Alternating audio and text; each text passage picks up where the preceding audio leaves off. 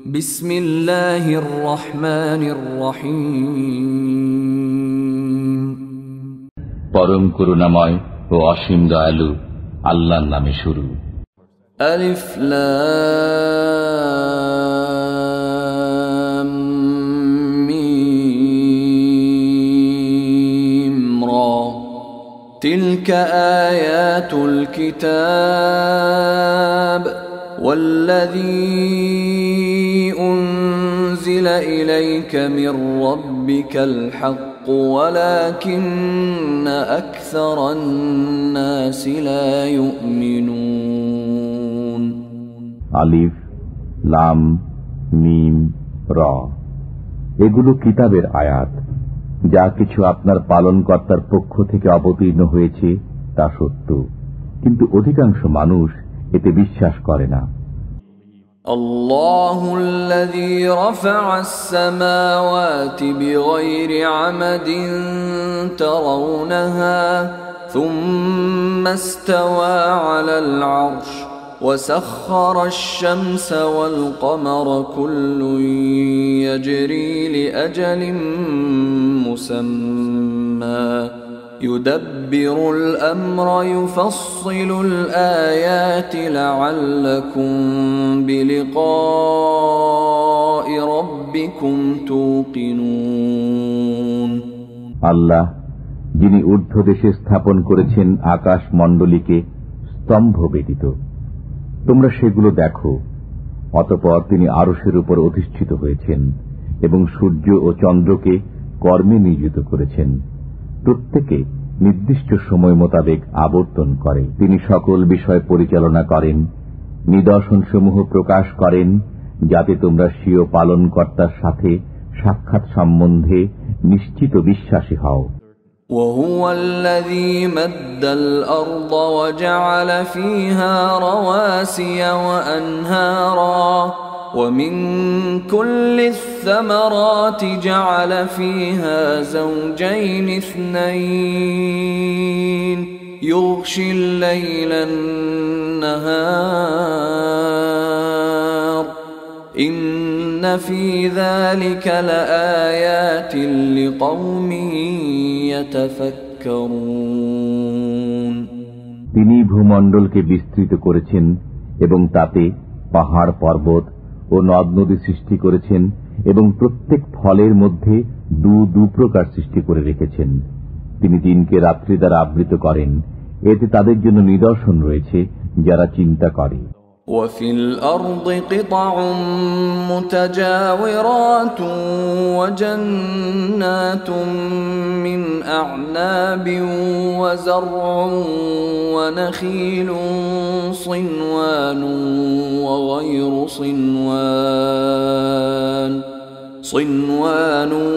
وغير صنوان يسقى بماء واحد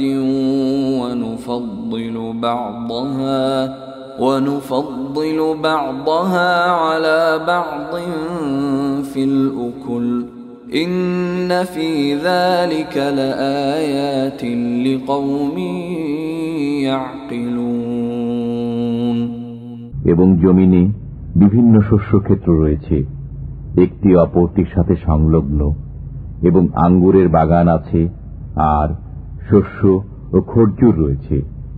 একটির মূল অপরটির সাথে মিলিত এবং কতক মিলিত নয়। এগুলোকে একই পানি দেয়া হয়। আমি স্বাদে একটিকে অপরটির চাইতে শ্রেষ্ঠত্ব দিই। এগুলোর মধ্যে তাদের জন্য নিদর্শন রয়েছে যারা চিন্তা ভাবনা করে। وَإِن تَعْجَبْ فَعَجَبٌ قَوْلُهُمْ أَإِذَا كُنَّا تُرَابًا أَإِنَّا لَفِي خَلْقٍ جَدِيدٍ أُولَئِكَ الَّذِينَ كَفَرُوا بِرَبِّهِمْ وَأُولَئِكَ الْأَغْلَالُ فِي أعناقهم وأولئك أصحاب النار هم فيها خالدون যদি আপনি বিস্ময়ের বিষয় চান, তবে তাদের একথা বিস্ময়কর যে আমরা যখন মৃত্তিকা হয়ে যাব তখনও কি নতুনভাবে সৃজিত হব? এরাই স্বীয় পালনকর্তার সত্তায় অবিশ্বাসী হয়ে গেছে। এদের গর্দানেই লৌহ শৃঙ্খল পড়বে এবং এরাই দোজখী, এরা তাতে চিরকাল থাকবে। وَيَسْتَعْجِلُونَكَ بِالسَّيِّئَةِ قَبْلَ الْحَسَنَةِ وَقَدْ خَلَتْ مِنْ قَبْلِهِمُ الْمَثُلَاتُ وَإِنَّ رَبَّكَ لَذُو مَغْفِرَةٍ لِلنَّاسِ عَلَى ظُلْمِهِمْ وَإِنَّ رَبَّكَ لَشَدِيدُ الْعِقَابِ। এরা আপনার কাছে মঙ্গলের পরিবর্তে দ্রুত অমঙ্গল কামনা করে। তাদের পূর্বে অনুরূপ অনেক শাস্তিপ্রাপ্ত জনগোষ্ঠী অতিক্রান্ত হয়েছে। আপনার পালনকর্তা মানুষকে তাদের অন্যায় সত্ত্বেও ক্ষমা করেন এবং আপনার পালনকর্তা কঠিন শাস্তিদাতাও বটে। وَيَقُولُ الَّذِينَ كَفَرُوا لَوْلَا أُنْزِلَ عَلَيْهِ آيَةٌ مِّن رَّبِّهِ إِنَّمَا أَنْتَ مُنذِرٌ وَلِكُلِّ قَوْمٍ هَادٍ। কাফেররা বলে, তার প্রতি তার পালনকর্তার পক্ষ থেকে কোন নিদর্শন অবতীর্ণ হল না কেন? আপনার কাজ তো ভয় প্রদর্শন করাই এবং প্রত্যেক সম্প্রদায়ের জন্য পথপ্রদর্শক হয়েছে। আল্লাহু ইয়া'লামু মা তাহমিলু কুল্লু উনসা ওয়া মা তাগীদুল আরহামু ওয়া মা তাজদাদ ওয়া কুল্লু শাইইন 'ইনদাহু বিমিকদার। আল্লাহ জানেন প্রত্যেক নারী যা গর্ভধারণ করে এবং গর্ভাশয়ে যা সংকুচিত ও বর্ধিত হয়, এবং তার কাছে প্রত্যেক বস্তুরই একটা পরিমাণ রয়েছে। আলিমুল গায়বি ওয়াশ শাহাদাতিল কাবীরুল মুতাআল। তিনি সকল গোপন ও প্রকাশ্য বিষয় অবগত, মহত্তম, সর্বোচ্চ মর্যাদাবান। সাওয়াউম মিনকুম মান আসাররাল কওলা ওয়া মান জাহারা বিহি ওয়া মান হুয়া মুস্তাখফিন বিল-লাইল ومن هو مستخف بالليل وسارب بالنهار।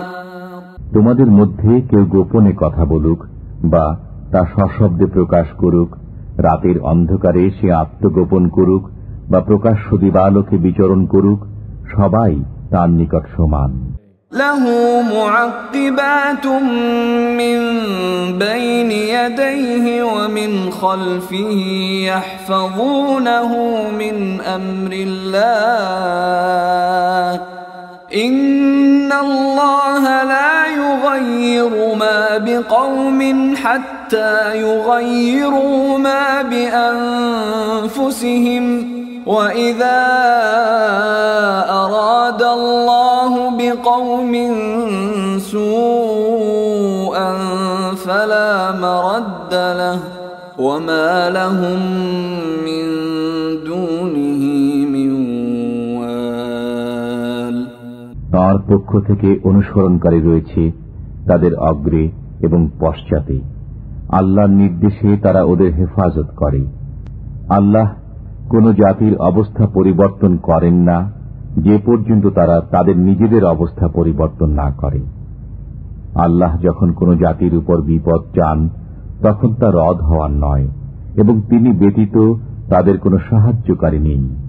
হুয়াল্লাযী ইউরীকুমুল বারক খাওফান ওয়া তামআন ওয়া ইউনশিউস সাহাবাস সিকাল।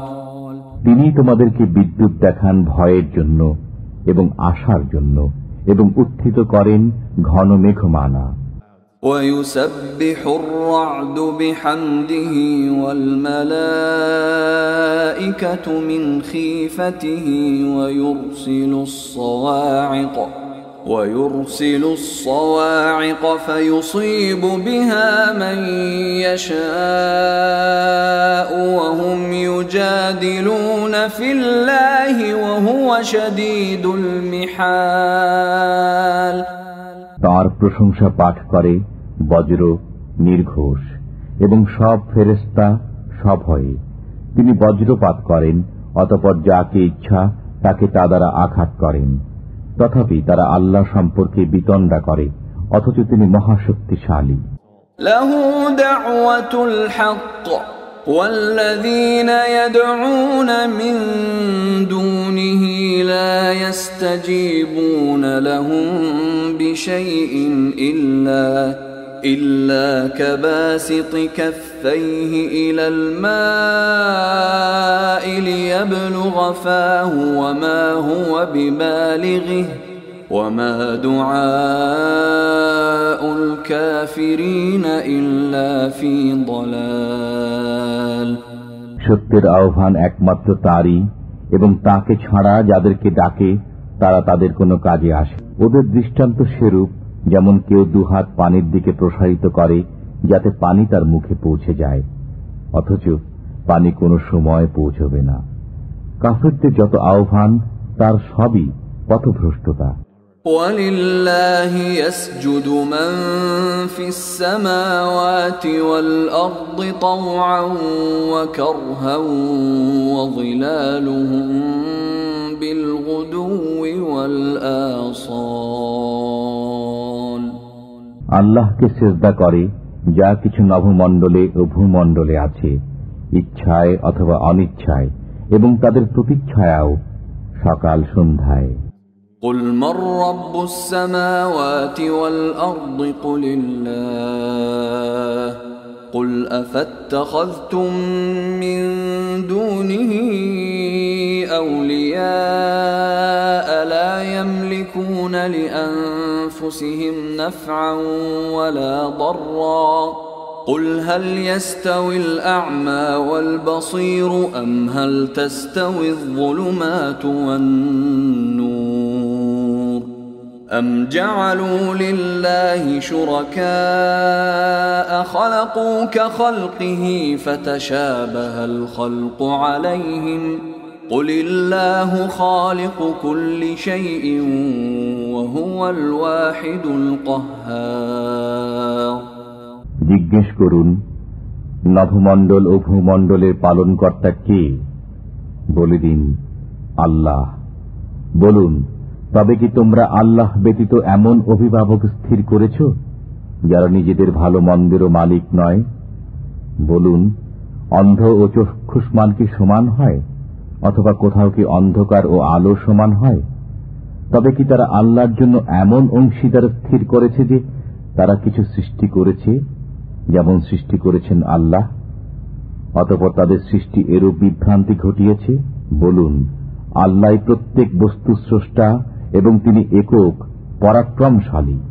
أنزل من السماء ماء فسالت أودية بقدرها فاحتمل السيل زبدا رابيا ومما يوقدون عليه في النار ابتغاء حلية أو متاع زبد مثله كذلك يضرب الله الحق والباطل فأما الزبد فيذهب جفاء وأما ما ينفع الناس فيمكث في الأرض كذلك يضرب الله الأمثال তিনি আকাশ থেকে পানি বর্ষণ করেন, অতঃপর স্রোতধারা প্রবাহিত হতে থাকে নিজ নিজ পরিমাণ অনুযায়ী। অতঃপর স্রোতধারা স্ফীত ফেনারাশি উপরে নিয়ে আসে, এবং অলঙ্কার অথবা তৈজসপত্রের জন্য যে বস্তুকে আগুনে উত্তপ্ত করে তাতেও তেমনি ফেনারাশি থাকে। এমনিভাবে আল্লাহ সত্য ও অসত্যের দৃষ্টান্ত প্রদান করেন। অতএব ফেনা তো শুকিয়ে খতম হয়ে যায়, এবং যা মানুষের উপকারে আসে তা জমিতে অবশিষ্ট থাকে। আল্লাহ এমনিভাবে দৃষ্টান্তসমূহ বর্ণনা করেন। للذين استجابوا لربهم الحسنى والذين لم يستجيبوا له لو أن لهم ما في الأرض جميعا ومثله معه لافتدوا به أولئك لهم سوء الحساب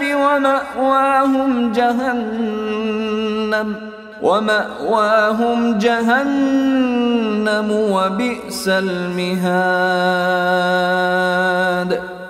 যারা পালনকর্তার আদেশ পালন করে তাদের জন্য উত্তম প্রতিদান রয়েছে, এবং যারা আদেশ পালন করে না, যদি তাদের কাছে জগতে সবকিছু থাকে এবং তার সাথে তার সমপরিমাণ আরও থাকে, তবে সবই নিজেদের মুক্তিপণ স্বরূপ দিয়ে দিবে।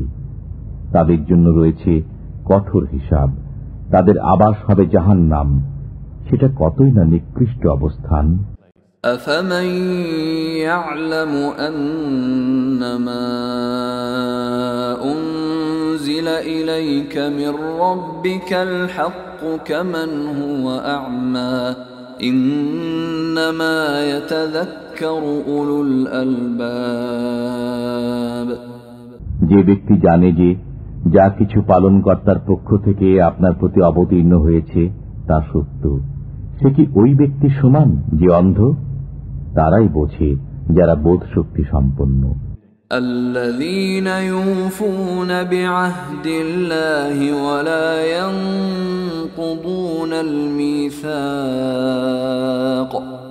ইহারা এমন লোক যারা আল্লাহর প্রতিশ্রুতি পূর্ণ করে এবং অঙ্গীকার ভঙ্গ করে না।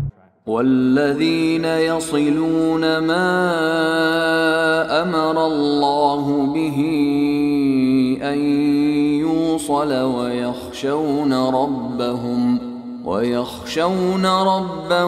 ويخافون سوء الحساب। এবং যারা বজায় রাখে ওই সম্পর্ক যা বজায় রাখতে আল্লাহ আদেশ দিয়েছেন, এবং স্বীয় পালনকর্তাকে ভয় করে এবং কঠোর হিসাবের আশঙ্কা রাখে। والذين صبروا ابتغاء وجه ربهم وأقاموا الصلاة وأنفقوا مما رزقناهم سرا وعلانية ويدرؤون بالحسنة السيئة أولئك لهم عقبى الدار।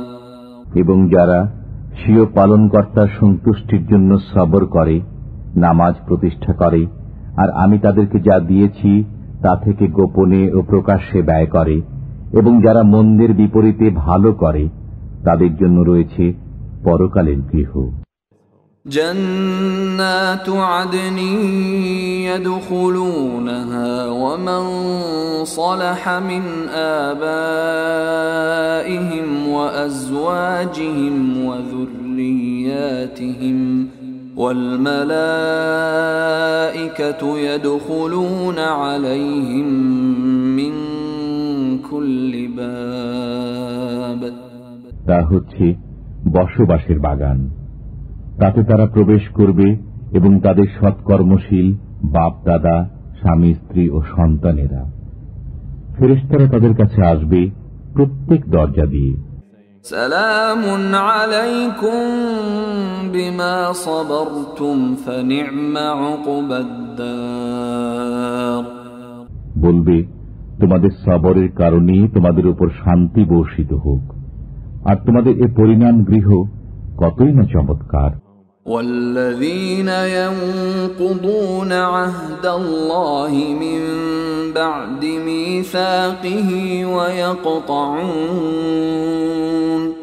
ويقطعون ما أمر الله به أن يوصل ويفسدون في الأرض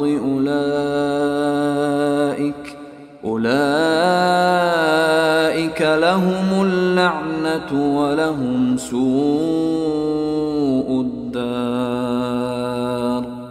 এবং যারা আল্লাহর অঙ্গীকারকে দৃঢ় ও পাকাপোক্ত করার পর তা ভঙ্গ করে, আল্লাহ যে সম্পর্ক বজায় রাখতে আদেশ করেছেন তা ছিন্ন করে এবং পৃথিবীতে অশান্তি সৃষ্টি করে, ওরা ওই সমস্ত লোক যাদের জন্য রয়েছে অভিসম্পাত এবং ওদের জন্য রয়েছে কঠিন আযাব। আল্লাহু ইয়াবসুতুর রিজকা লিমান ইয়াশাউ ওয়া ইয়াকদির ওয়া ফারিহু বিল হায়াতিদ দুনিয়া ওয়া মাল হায়াতুদ দুনিয়া ফিল আখিরাতি ইল্লা মাতা'। আল্লাহ যার জন্য ইচ্ছা রুজি প্রশস্ত করেন এবং সংকুচিত করেন, তারা পার্থিব জীবনের প্রতি মুগ্ধ। পার্থিব জীবন পরকালের সামনে অতি সামান্য সম্পদ বই নয়। وَيَقُولُ الَّذِينَ كَفَرُوا لَوْلَا أُنْزِلَ عَلَيْهِ آيَةٌ مِّن رَّبِّهِ قُلْ إِنَّ اللَّهَ يُضِلُّ مَن يَشَاءُ وَيَهْدِي إِلَيْهِ مَنْ أَنَابَ। কাফেররা বলে, তাঁর প্রতি তাঁর পালনকর্তার পক্ষ থেকে কোন নিদর্শন কেন অবতীর্ণ হল না? বলে দিন, আল্লাহ যাকে ইচ্ছা পথভ্রষ্ট করেন এবং যে মনোনিবেশ করে তাকে নিজের দিকে পথ প্রদর্শন করেন। الذين آمنوا وتطمئن قلوبهم بذكر الله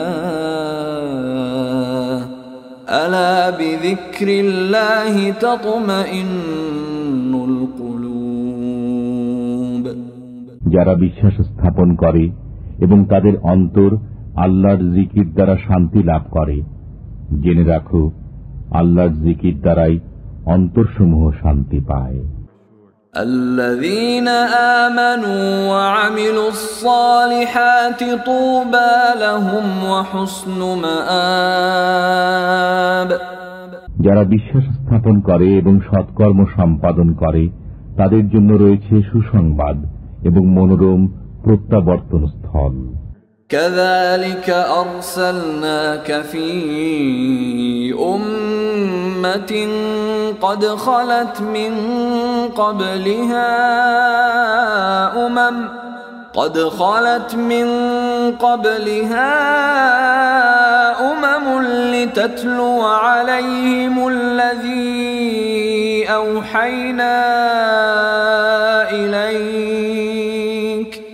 لتتلو عليهم الذي أوحينا إليك وهم يكفرون بالرحمن قل هو ربي لا إله إلا هو عليه توكلت وإليه متاب। এমনি ভাবে আমি আপনাকে একটি উম্মতের মধ্যে প্রেরণ করেছি, তাদের পূর্বে অনেক উম্মত অতিক্রান্ত হয়েছে, যাতে আপনি তাদেরকে ওই নির্দেশ শুনিয়ে দেন যা আমি আপনার কাছে প্রেরণ করেছি। তথাপি তারা দয়াময়কে অস্বীকার করে। বলুন, তিনি আমার পালনকর্তা, তিনি ব্যতীত কারো উপাসনা নাই। আমি তাঁর উপরই ভরসা করেছি এবং তাঁর দিকেই আমার প্রত্যাবর্তন। ولو أن قرآنا سيرت به الجبال أو قطعت به الأرض أو كلم به الموتى بل لله الأمر جميعا أفلم ييأس الذين آمنوا أن لو يشاء الله لهدى الناس جميعا ولا يزال الذين كفروا تصيبهم بما صنعوا قارعة أو تحل قريبا من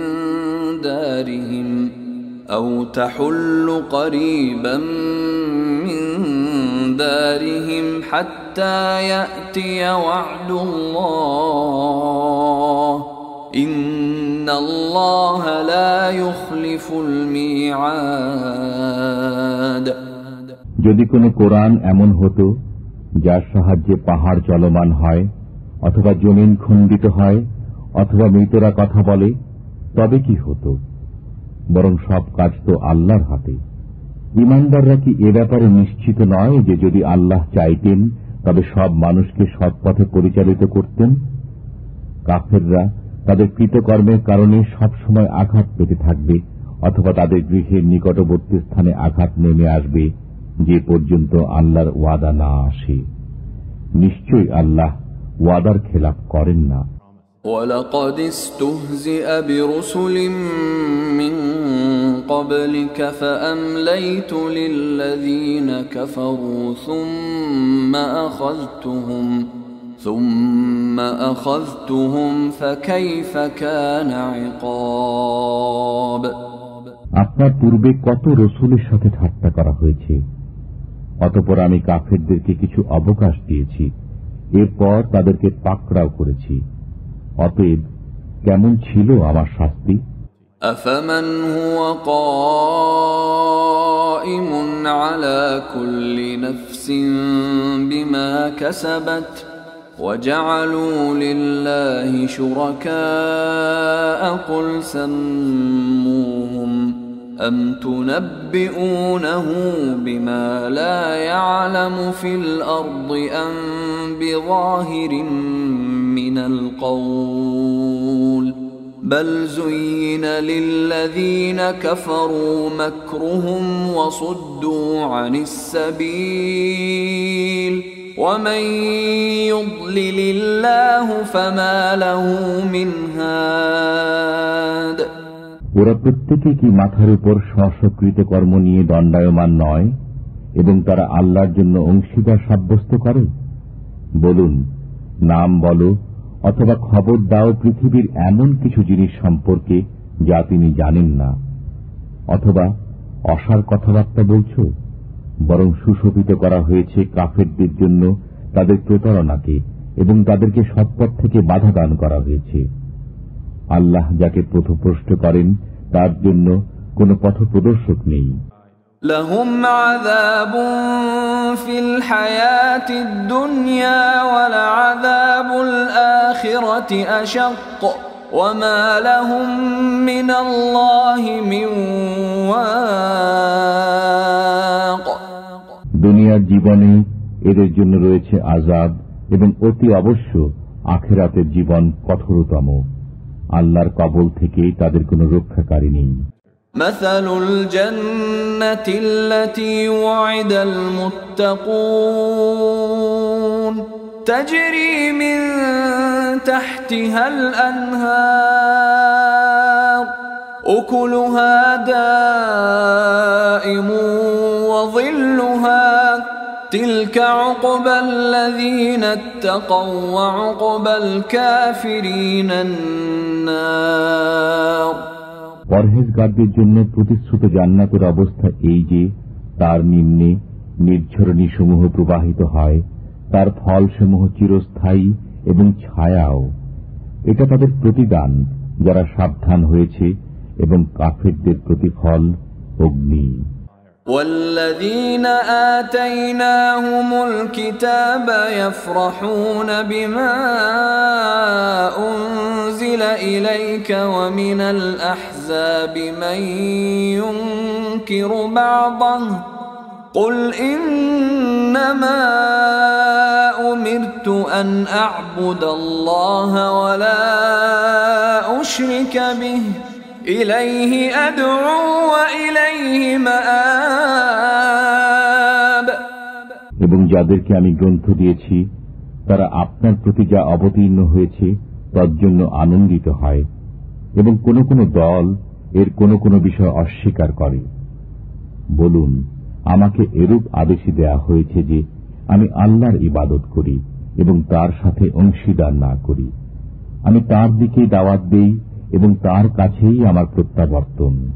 وكذلك أنزلناه حكما عربيا ولئن اتبعت أهواءهم بعدما جاءك من العلم ما لك من الله من ولي ولا واق এমনি ভাবেই আমি এই কোরআনকে আরবি ভাষায় নির্দেশ রূপে অবতারণ করেছি।